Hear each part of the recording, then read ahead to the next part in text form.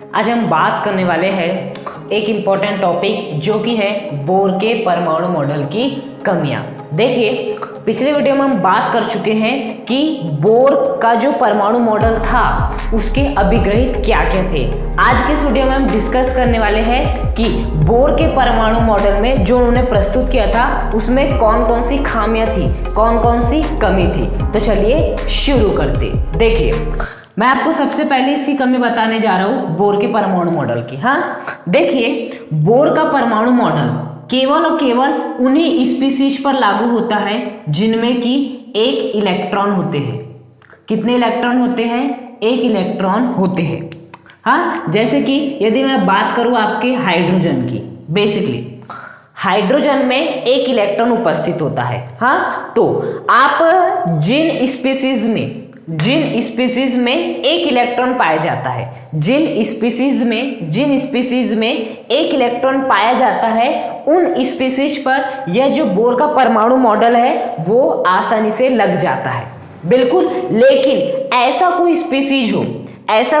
Species हो जिसमें कि 2 इलेक्ट्रॉन हो, 3 इलेक्ट्रॉन हो या एक से ज्यादा इलेक्ट्रॉन हो, 7 इलेक्ट्रॉन हो, 8 इलेक्ट्रॉन हो, 10 इलेक्ट्रॉन हो, 12 इलेक्ट्रॉन हो, यदि ऐसा कोई स्पीसीज है तो उस पर बेसिकली बोर का परमाणु मॉडल नहीं लगाया जा सकता। तो बात समझ में आई। इसकी सबसे बड़ी कमी ये थी कि बोर के परमाणु मॉडल को यदि आपको लगाना है तो केवल आप उन्हीं स्पीसीज पर लगा सकते हो जिनके के पास एक इलेक्ट्रॉन उपस्थित है। जैसे कि हाइड्रोजन के पास एक इलेक्ट्रॉन उपस्थित है।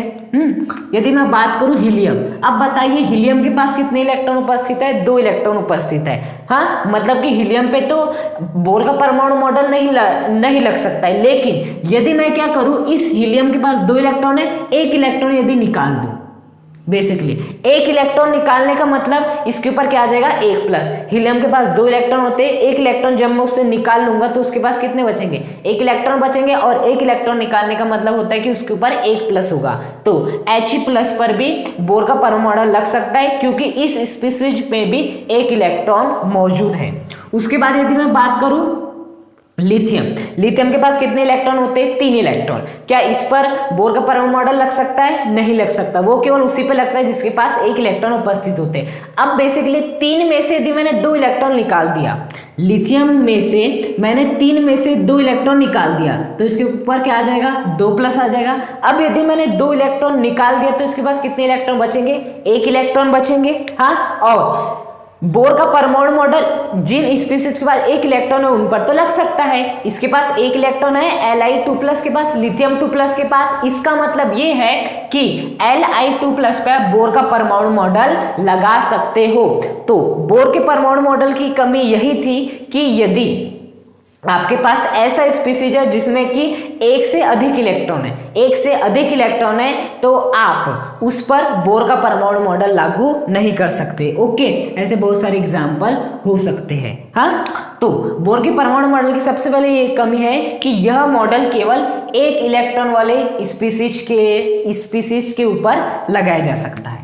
अब हम बात करेंगे बेसिकली आपका दूसरी कमी के बारे में। हाँ, देखिए, हम सभी जानते हैं ये क्या है? बेसिकली नाभिक है। अब इसमें क्या पाए जाते हैं? प्रोटॉन पाए जाते हैं, न्यूट्रॉन पाए जाते हैं, और इस नाभिक के चारों ओर कौन चक्कर लगाते रहते हैं? बेसिकली इस प्रकार से इलेक्ट्रॉन आपका चक्कर लगाता रहता है। अब बेसिकली इलेक्ट्रॉन नाभिक के चारों ओर कक्षाओं में चक्कर लगाते। किस में चक्कर लगाते?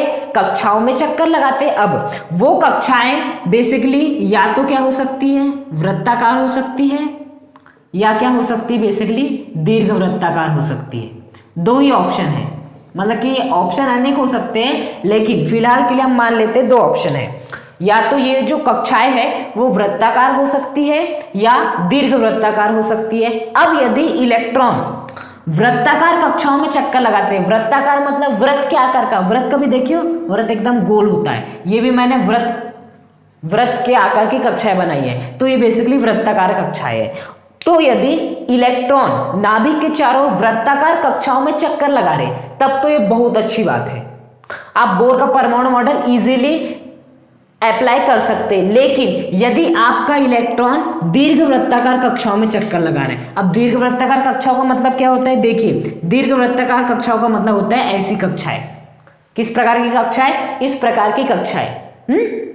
तो यदि आपका इलेक्ट्रॉन नाभिक के चारों ओर ऐसे दीर्घवृत्ताकार कक्षाओं में चक्कर लगाता है, किसमें लगाता है, दीर्घवृत्ताकार कक्षाओं में चक्कर लगाता है, तो यदि आप बोर का परमाणु मॉडल यहां लगाने जाते हैं तो बेसिकली आप यहां पर नहीं लगा सकते। तो हमेशा याद रखना, बोर का परमाणु मॉडल केवल और केवल तभी लग सकता है जब आपके इलेक्ट्रॉन वृत्ताकार कक्षाओं में चक्कर लगाते हैं। किन कक्षाओं में चक्कर लगाते हैं, वृत्ताकार कक्षाओं में चक्कर लगाते हैं। यदि आपके इलेक्ट्रॉन दीर्घ वृत्ताकार कक्षाओं में चक्कर लगाते हैं तो फिर आप बोर का परमाणु मॉडल यहां पर नहीं लगा सकते हैं। तो दूसरी कमी क्या हो जाएगी कि बोर का परमाणु मॉडल केवल और केवल तभी लग सकता है जब आपके इलेक्ट्रॉन वृत्ताकार कक्षाओं में चक्कर लगाते हैं। दीर्घ वृत्ताकार कक्षाओं में जब इलेक्ट्रॉन चक्कर लगाएंगे तो बोर का परमाणु मॉडल नहीं लगाया जा सकता।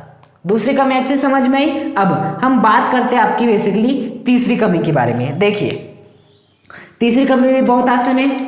तीसरी कमी के लिए आपको पता होना चाहिए कि जो नाभिक को तो आप सभी जानते हैं जिसमें कि इलेक्ट्रॉन होते, जिसमें कि प्रोटॉन होते हैं और न्यूट्रॉन होते हैं। अब इस नाभिक के चारों ओर क्या होती है, बेसिकली कक्षाएं होती है। हाँ, अब इन कक्षाओं में कौन रहते हैं, बेसिकली इलेक्ट्रॉन। इन कक्षाओं में इलेक्ट्रॉन नाभिक के चारों ओर क्या लगाते हैं, बेसिकली चक्कर लगाते। अब जब इलेक्ट्रॉन नाभिक के चारों ओर चक्कर लगाते हैं, विभिन्न कक्षाओं में चक्कर लगाते हैं, तो बेसिकली एक स्पेक्ट्रम उत्पन्न होता है। क्या उत्पन्न होता है, एक स्पेक्ट्रम उत्पन्न होता है। हाँ, और वो जो स्पेक्ट्रम होता है वो बेसिकली असतत स्पेक्ट्रम होता है।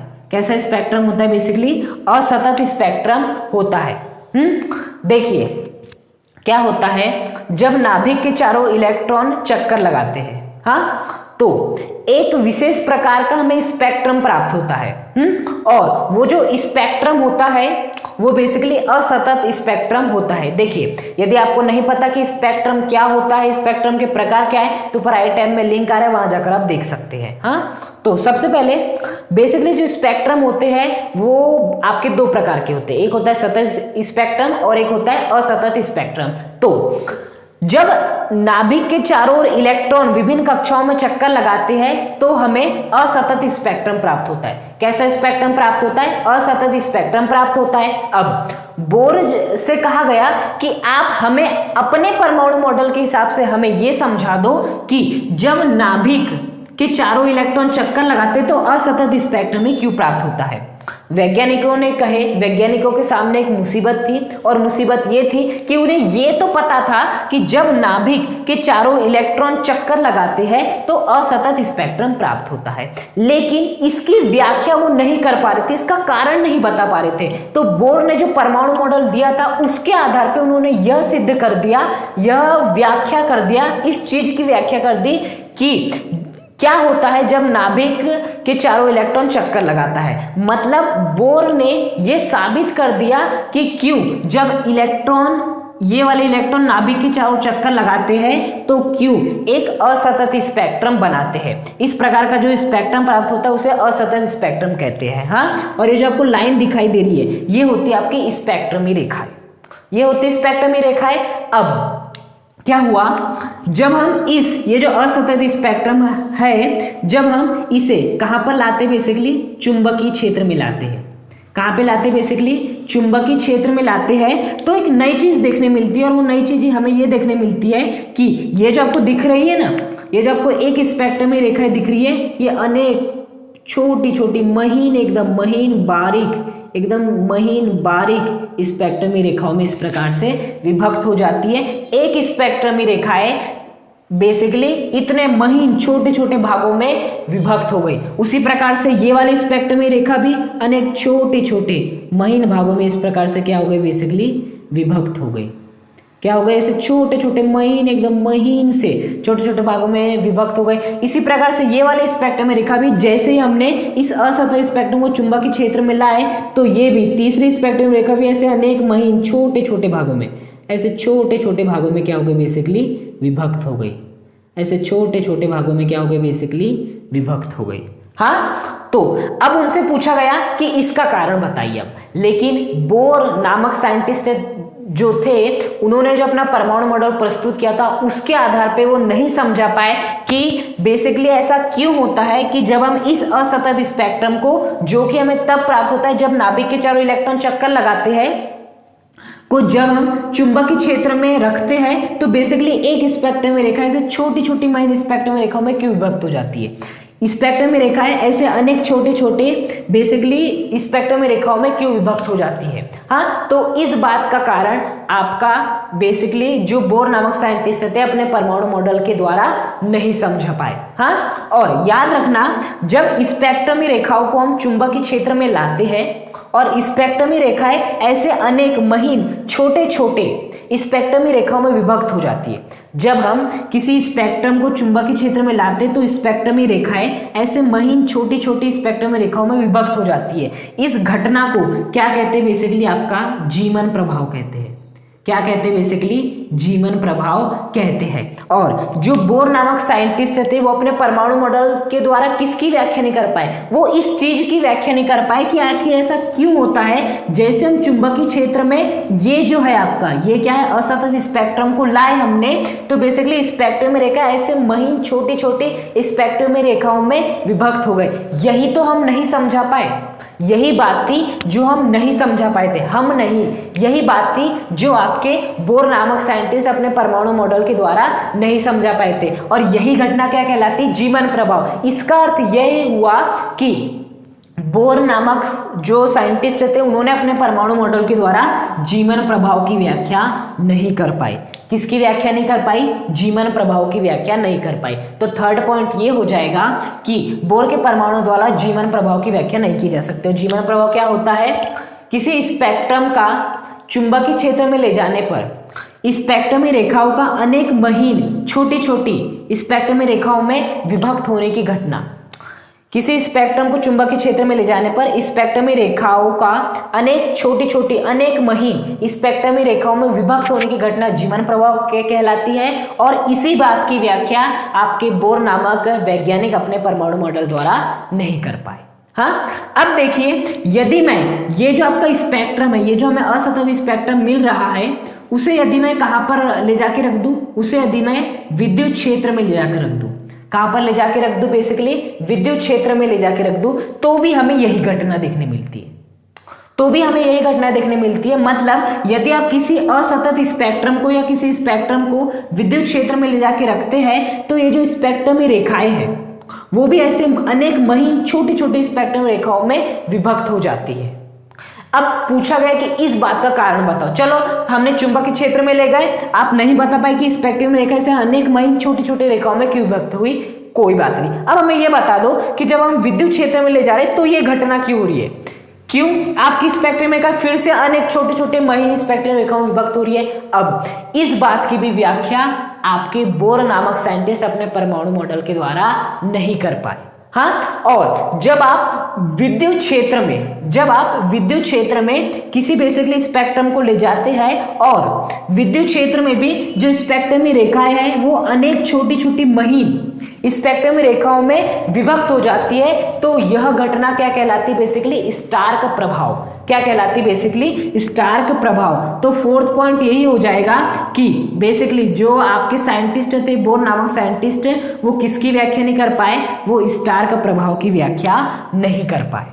बात समझ में आई मैं क्या कहना चाह रहा हूं? यदि आप बेसिकली ये जो स्पेक्ट्रम है उसको आप चाहे विद्युत क्षेत्र में ले जाए या चुंबकीय क्षेत्र में ले जाए, जो आपकी स्पेक्ट्रमी रेखा है वो अनेक महीन छोटी छोटी स्पेक्ट्रमी रेखाओं में विभक्त हो जाती है। अब इसका कारण जब किनसे पूछा गया? इसका कारण जब पूछा गया बोर नामक साइंटिस्ट से, तो वो अपने परमाणु मॉडल के द्वारा इस चीज की व्याख्या नहीं कर पाई। और विद्युत क्षेत्र द्वारा स्पेक्ट्रम रेखाओं के विभक्त होने की घटना स्टार्क प्रभाव कहलाती है। और चुंबकीय क्षेत्र में स्पेक्ट्रम को ले जाने पर स्पेक्ट्रमी रेखाओं का ऐसे अनेक महीन छोटी छोटी स्पेक्ट्रम रेखाओं में विभक्त होने की घटना बेसिकली जीमन प्रभाव कहलाती है। चुंबकीय क्षेत्र हो तो जीमन प्रभाव, और यदि विद्युत क्षेत्र हो तो बेसिकली स्टार्क प्रभाव। हाँ, तो एक प्रकार से आपके बोर नामक साइंटिस्ट अपने परमाणु मॉडल द्वारा किस किस चीज की व्याख्या नहीं कर पाए? वो जीवन प्रभाव की भी व्याख्या नहीं कर पाए और बेसिकली आपके स्टार्क प्रभाव की भी व्याख्या नहीं कर पाए। बात आई समझ में?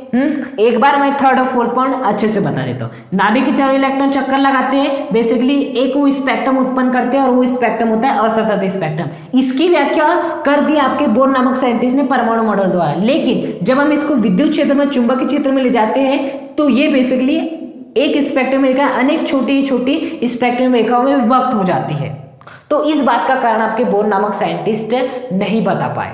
मतलब एक प्रकार से वो जीवन प्रभाव की भी व्याख्या नहीं कर पाए और बेसिकली आपकी स्टार्क प्रभाव की भी व्याख्या नहीं कर पाए। तो ये हो गया आपका थर्ड पॉइंट, ये हो गया फोर्थ पॉइंट। अब हम बात करते हैं बेसिकली आपके फिफ्थ पॉइंट की। हाँ, बेसिकली ये जो हमें यहाँ पर रेखाएं प्राप्त हुई, बेसिकली बोर नामक साइंटिस्ट ने क्या बताया कि जब इलेक्ट्रॉन नाभिक के चारों चक्कर लगाते हैं तो वो असतत स्पेक्ट्रम उत्पन्न करते हैं। उन्होंने इस चीज की व्याख्या भी कर दी अब, और ये बात सही भी है। हाँ, और इस चीज की उन्होंने व्याख्या भी कर दी अब। बेसिकली ये जो हमें प्राप्त हुआ ये असतत स्पेक्ट्रम है। अब ये जो असतत स्पेक्ट्रम है, इसमें ये वाली लाइन क्या कहलाती है? बेसिकली स्पेक्ट्रमी रेखाएं कहलाती है। क्या कहलाती है? स्पेक्ट्रमी रेखाएं कहलाती है। अब इनसे पूछा गया कि आप हमें ये जो स्पेक्ट्रमी रेखाएं प्राप्त हो रही है इनकी तीव्रता बताओ। क्या बताओ? बेसिकली तीव्रता बताओ। तो बोर नामक साइंटिस्ट अपने परमाणु मॉडल के द्वारा इन स्पेक्ट्रमी रेखाओं की तीव्रता भी नहीं बता पाए।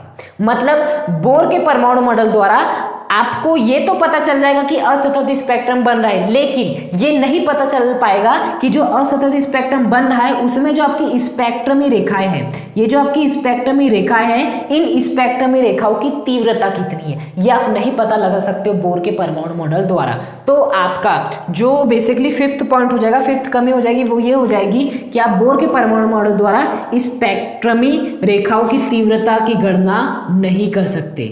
तीव्रता की गणना क्रॉस मतलब कि नहीं कर सकते हैं। हाँ, तो फिफ्थ पॉइंट ये हो जाएगा कि आप बोर के परमाणु मॉडल द्वारा स्पेक्ट्रमी रेखाओं की तीव्रता की गणना नहीं कर सकते। हाँ, अब बेसिकली आपका सिक्स्थ कमी बेसिकली क्या हो जाएगी? बेसिकली सिक्स्थ कमी है बेसिकली कि हाइजेनबर्ग की अनिश्चितता का सिद्धांत।